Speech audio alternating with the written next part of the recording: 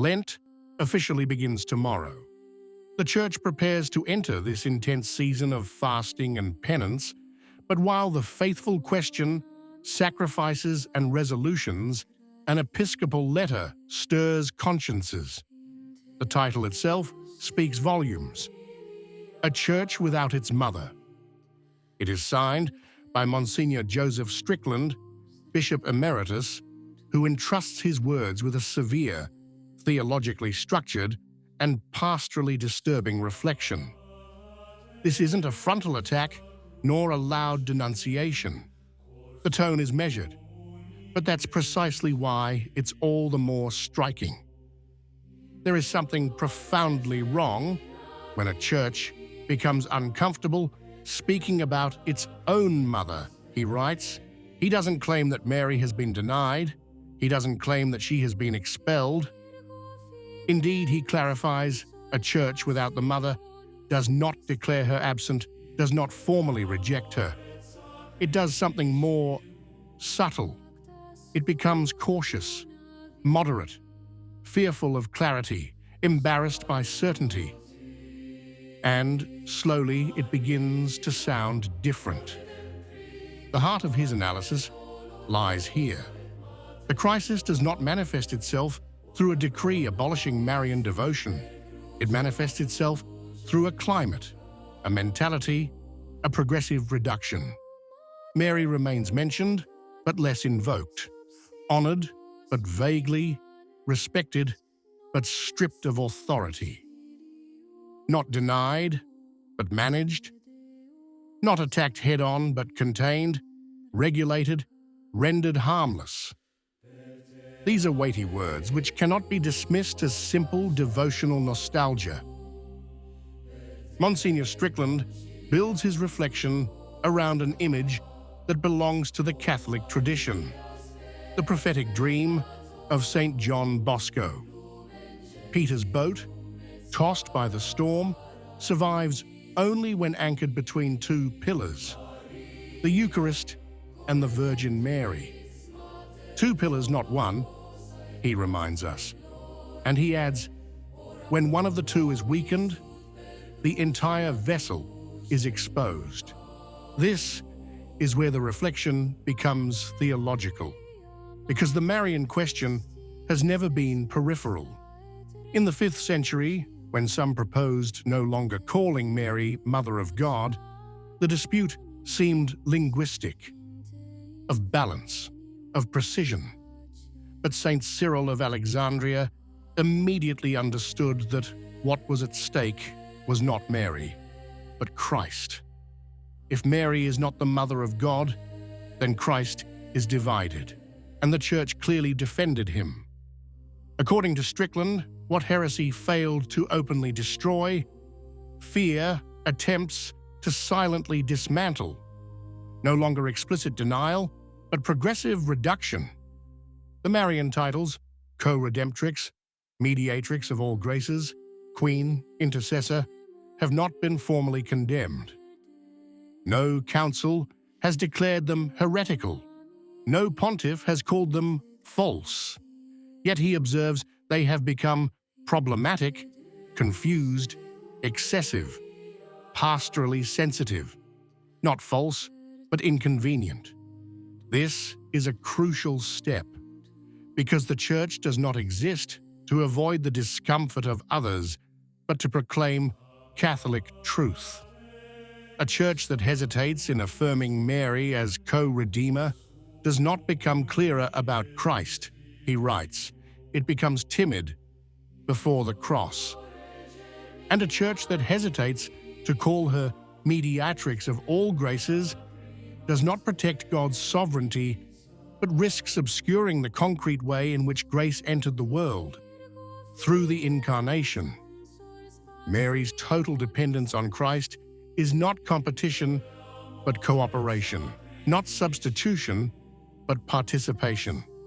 And it is precisely this dependence, entirely ordered to him, that, according to Strickland, worries the enemy. Hence the next step. If the titles cannot be denied, then the voice is regulated. The warnings are softened, the urgency is reduced. The bishop touches on a sensitive point: Marian apparitions. Throughout history, when the Church was in danger, the Mother intervened not to flatter, but to warn. At Fatima, there was talk of war, of errors, of lost souls. At Lourdes, penance was asked. At La Salette, there were tears over apostasy. In Akita, the division among bishops was evoked. Today, he observes, apparitions are no longer judged primarily by their call to conversion, but by their manageability. Mary can console, she can encourage, but she must not alarm. She can invite prayer, but she must not destabilize structures. A mother who cannot warn her children of danger has been deprived of her motherhood, she states. This isn't a light statement, it's an ecclesiological statement. Because if motherhood is reduced to a feeling, its prophetic dimension disappears.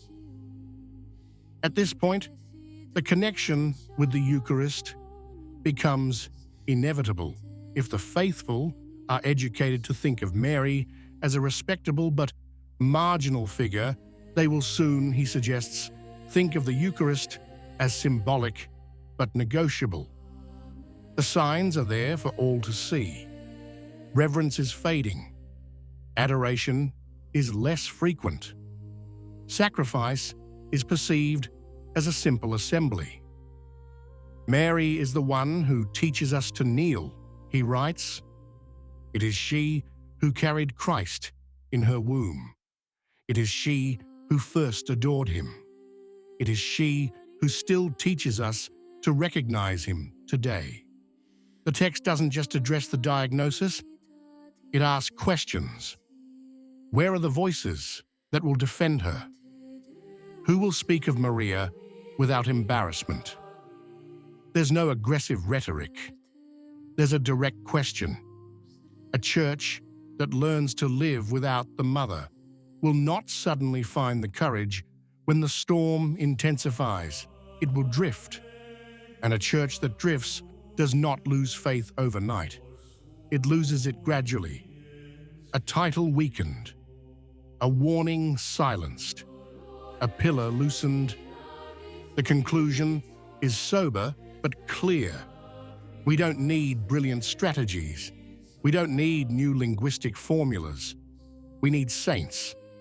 We need men and women willing to stand when standing is difficult.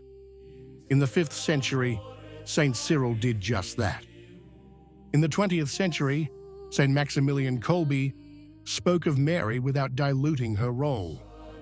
Neutrality toward Mary is impossible, the Franciscan saint reminded us. The bishop concludes with a blessing that is also a spiritual program. May God grant us the strength to speak when silence would be safer, to remain faithful when it would be easier to withdraw, to remain beneath the mother's mantle, anchored in the Eucharist.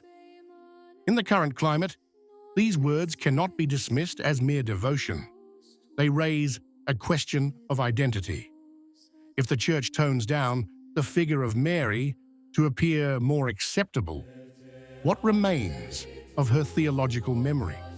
If the Marian column is made optional, how long will it be before the Eucharistic column is also perceived as negotiable? Lent opens with these questions, not as a sterile polemic, but as an ecclesial examination of conscience. It's not a matter of choosing between pastoral sensitivity and doctrine. It's about understanding whether the anchor is still tied to the pillars or whether the boat is slowly letting go. The storm, Strickland implicitly reminds us, isn't calmed by adaptation. It's weathered by anchoring. And anchoring, in the Catholic vision, has always had two pillars: the Blessed Sacrament and the Mother of God. The final question is not addressed to a single pastor, but to every believer. When the mother is diminished, Who will defend her? When the Eucharist is treated superficially, who will remain kneeling? This is not the time for spectators. This is the time for fidelity. What do you think? If you liked the video, comment, Amen. God bless you.